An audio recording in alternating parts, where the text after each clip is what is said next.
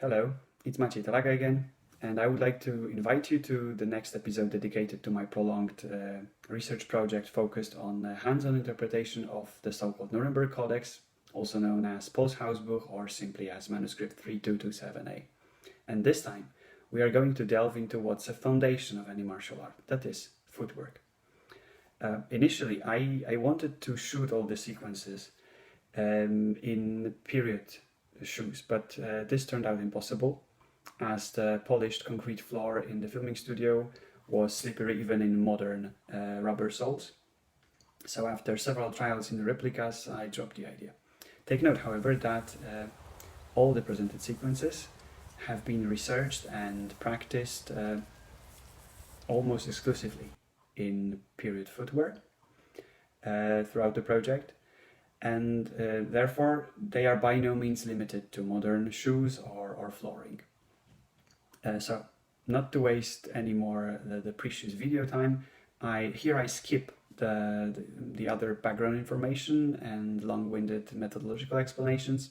And should you be interested in this omitted content, it's freely available in the companion article on my blog on Patreon. The link should be below in the description to the video.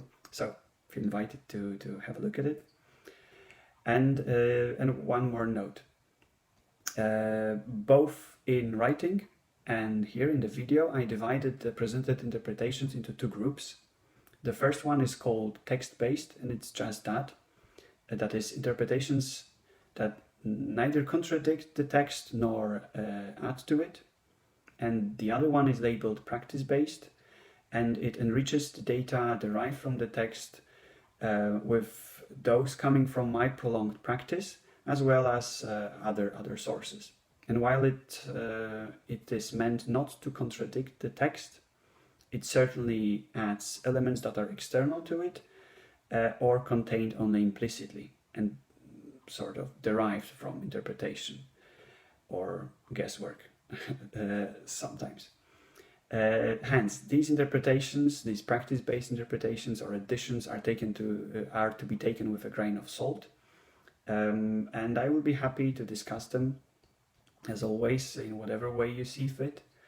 And of course, comment section is always a good place to start. And over the years, I have really received valuable feedback this way. So let's step on it, shall we?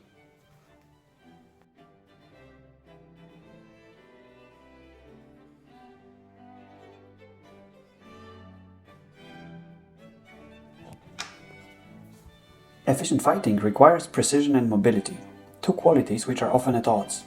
In order to reconcile them, one needs to develop a stable stance, but at the same time make sure that they are capable of relocating swiftly and in a measured way whenever needed. Such basic stance is proposed in the Nuremberg Codex and nicknamed Wagen, the scales, because it should be performed as if one stood on a pair of scales. Doing it, as can easily be verified, requires one to divide their body weight evenly between the legs. No particular data is provided in the source on the leading foot, spacing between the feet or the height of the hips, which suggests that these aspects are left to fencers' own discretion. Moreover, we are told that an artful fencer would prefer to place their left foot forward, which indicates that the stance can be performed with both legs forward and, presumably, with various positions of the torso, from sideways to entirely frontal.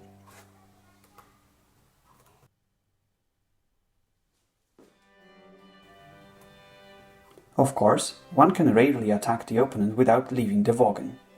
The most elementary way to extend from the stance to reach farther is to move one foot in the desired direction. This move seems to be referred to by the term treten, literally stepping on something, treading or, importantly, stomping, which suggests a movement performed with a single extremity and shifting the weight towards it. Such displacement of the foot can be done in both directions, extending away from the Wagen, in which case it is called zutreten, or withdrawing back to the Wagen, called abtreten. Essentially, depending on the length of the extending step, treten can be compared to a half lunge or a full lunge, the latter being called volltreten, that is, treading well or complete treading. It is easy to note, however, that treten understood this way does not allow one to maneuver during a fight, only extend and withdraw back and forth from the basic stance. The Codex seems to fix that by mentioning that one can do threaten both forwards and backwards by extending either foot in the direction of the intended movement, and then moving the other foot accordingly to get back in the Wogen. This way, basic locomotion is covered with only brief moments during which one has to leave the optimal balanced stance. However, there is more to it. Abtreten is a step used to withdraw from extended positions, such as Vortreten, but it can also be used to narrow one's Wogen by drawing the front foot closer to the rear. One of the logical continuations of this movement is to keep on moving the front foot backwards until it becomes the new rear foot.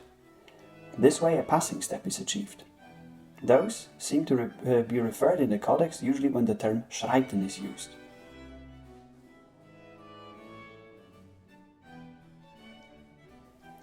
Schreiten can be performed both forwards and backwards. However, unlike treten, they offer greater freedom, as we are given examples of schreiten performed either fully sideways, called ausschreiten, or diagonally forward, known as umschreiten.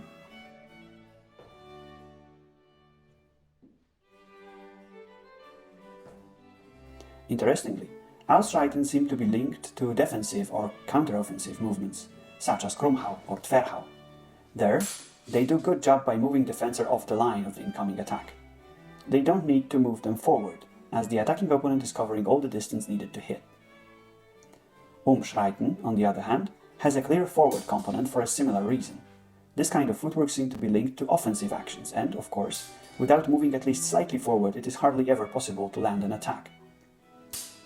Importantly, the Codex advises to do umschreiten towards the right side, regardless of the leading leg.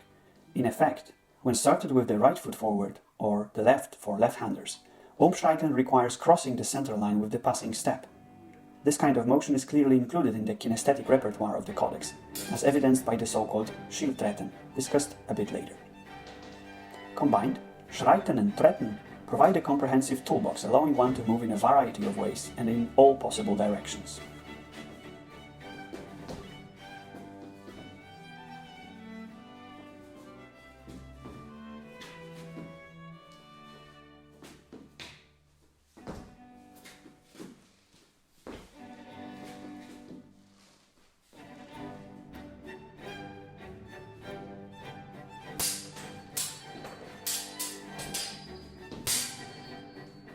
But there is still some more. Basically, all schreiten instances can be substituted with a more explosive move, springen. This is especially true for forward schreiten, including umschreiten, perhaps because it is easier to conceal power generation necessary for a dynamic spring or jump during steady forward motion than during a change of direction required for moving off the line. It can be safely assumed that the above elementary footwork techniques can be variously combined with handwork, that is, movements of the weapon and the rest of the body. But the Codex explicitly mentions 3 combinations, which I labeled as the primary, secondary and tertiary tactical complexes. All 3 are exemplified below, but can be executed in a variety of ways, depending on the handwork, the leading foot, and overall relative positioning of the fighters. The primary tactical complex is used for an unopposed Vorschlag, that is, an opening attack meant to either hit or force the opponent to defend. It starts with the Vorschlag combined with umschreiten, and when the adversary does nothing to displace the initial attack, presumably except opening the distance somewhat, we are told to use zutreten to drive the follow-up attack called nachfolgen, preferably with a direct thrust.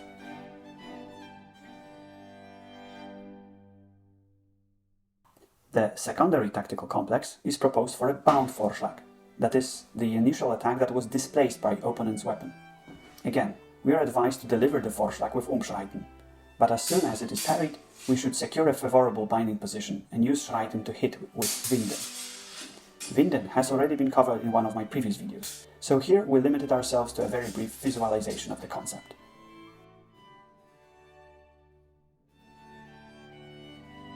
Not all opponents are keen on staying in the bind after defending the Vorschlag, and not always the attacking fencer finds themselves in a position supporting a prolonged exchange. This is where the tertiary tactical complex may come handy. The Codex provides an alternative solution to the displaced Vorschlag problem. Once more, the attack is started with umschreiten, but as soon as the fencer is displaced and fails to establish a secure bind, they should use abtreten to withdraw and at the same time deliver their follow-up attack, called Nachschlag. Again, various propositions for it can be found elsewhere, so here we show just one more example. As an addendum to the general footwork system described before, the Codex introduces two more steps in the section dedicated to the long knife, or the Messer, the notorious Schildtreten, often translated as shield steps or squint-eyed steps. There are two Schildtreten, forward and backward, and both require crossing one leg over the other. According to the Codex, they can be applied to many good techniques. However, their description is somewhat cryptic, so here we show only some of the uncontroversial interpretations. For more details, see the companion blog post.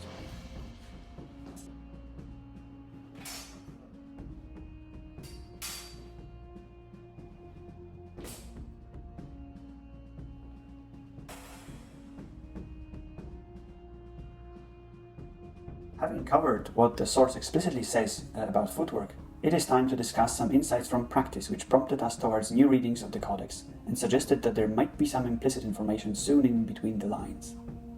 Let's start with the Wogen. Standing on the scales proved that it is possible to divide the weight more or less evenly between the legs, not only in the most obvious stance, resembling the modern Olympic fencing and guard position, or the horse stance used in some Far Eastern martial arts. Balance can also be maintained in a more backward-leaning variant of Wogen, such as that famously depicted in the pseudo-Peter von Danzig fightbook. Why a backward-leaning or hip-hinge stance may be important is that it allows for swift deloading of the front foot. This way it becomes easier to use some of the footwork efficiently. As noted earlier, the Codex distinguishes four types of Treten: forward, vor sich, backward, hinter sich, lunging, zu treten, and withdrawal of the front foot called abtreten. The last of those moves, abtreten, can be used not only to return to Wogen after zutreten, but also as a part of a retreat. There are some advantages of starting the retreat by withdrawing the front foot instead of the classical way. This method facilitates changing direction of movement, especially in historical footwear, which may be used to regain initiative when pressed by the opponent,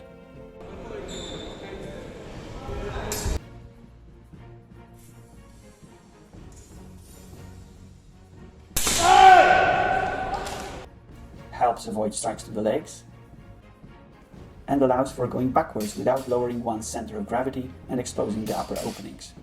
Basically, it gives you higher ground. The last feature means that retreating this way opens up the pursuing opponent for schießen, better than the standard retreat started with the rear foot. Similarly, using a hip hinge stance mitigates one of the major problems people tend to encounter when using passing steps for maneuvering in a fight. While doing a passing step the standard way, one shifts their weight forward early in the step, which makes withdrawing the front foot mid-fly awkward and slow.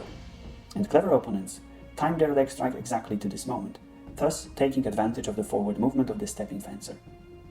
With a hip hitch stance, it is possible to extend the back foot forward without planting it, which means it can easily be withdrawn if the opponent tries to attack the would-be forward leg. Moreover, with a leaning back stance, the knee and upper shin, that is, the most convenient targets for leg attacks, are less exposed. On a different note, a hip hinge stance allows for starting the Vorschlag and creating a convincing threat without stepping, only by extending the weapon and leaning the body forward a little. Arguably, this results in a less explosive and surprising attack, but at the same time provides the fencer with more time for reading opponent's reactions to the initial threat. Since the Codex is quite hooked on maintaining control over the fight, this may be seen as a major benefit. Unrelated to the hip hinge thingy, our practice shows that Schreiten and Treten can easily flow into each other.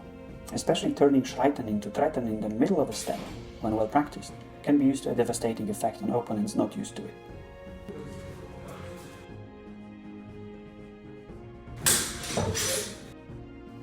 Another observation prompted by practice is that all cases of Schreiten can be efficiently replaced by more explosive Springen, including the sideways motions. This suggests that perhaps the Codex implicitly contains not only Ausschreiten, which does appear in the text, but also Ausspringen, which doesn't. Next thing is an interesting link proposed by Jens Peter Kleinau between the verb hurten, usually translated as rushing or hurrying, and the specific kind of movement in jousting tournaments, precisely the slight acceleration and threatening movement of the lance right before the clash, which helps proficient jousters gauge their opponent's reactions and adapt accordingly. Kleinau's full text is linked in the video description below and briefly discussed in a companion article. And his point is that the kind of hurrying denoted by Hurten consists of creating a threat by changing the rhythm and suddenly accelerating forward, but in such a way that does not expose the fighter to danger. Ideally, this way the opponent is pushed in a defensive position, betrays their game plan or panic reflexes, and thus gets beaten by an appropriately reacting fencer. This broad concept is certainly applicable to combat, and can take a great variety of forms. The last but not the least of the footwork techniques tested by us in practice are the Schildtreten. You have already seen a sample of their more straightforward applications earlier, so here we will present a handful of less orthodox variations. Firstly, the forward cross step can be useful in armed grappling situations, as it can efficiently disrupt opponents' stance and prevent them from regaining balance. Alternatively, it can be used to gain better angles in close combat hack and slash. Secondly, combining this peculiar kind of footwork with Ausschreiten can give an entirely new flavor to defensive techniques such as Verhauen. Finally, a subtle yet important practical insights came from regular use of period footwear on natural surfaces. Our experiences so far showed that medieval shoes allowed for the full range of footwork techniques, including lunges and jumping. However, certain technical modifications were necessary to ensure reliability of the more explosive and extended moves. This is particularly clear for the lunge. On an unsecure ground, such as dry grass or slippery wood, or polished concrete for that matter, landing the lunge heel first is quite tricky and risky. Unexpected stretching may not only bring you down, but also increase the risk of injury. However, landing on the middle of the foot, preferably by stomping the whole foot on the ground at the same time, solves the problem almost entirely, although it shortens the range a little. On top of that, activating the adductor hip and thigh muscles during landing provides an extra layer of security. Even if you slip, the activated muscles draw the legs towards each other and thus prevent the fencer from stretching beyond their capacity. To sum up, the footwork from the Codex is pretty diverse and versatile. It seems to have been tailored towards control and precision, but at the same time can be very dynamic, even in period shoes. It also accommodates movements similar to modern fencing's advance, retreat, lunge, and the notorious flash. However, some peculiar solutions are also present, such as the prominence of withdrawing the front foot, abtreten, during retreats, or emphasis on offline offensive and defensive movements. Also, it doesn't seem to support any form of bouncing during maneuvering, although it doesn't exclude it either completely. So, that would be it for now. Thank you for watching, and now go and give your footwork some practice.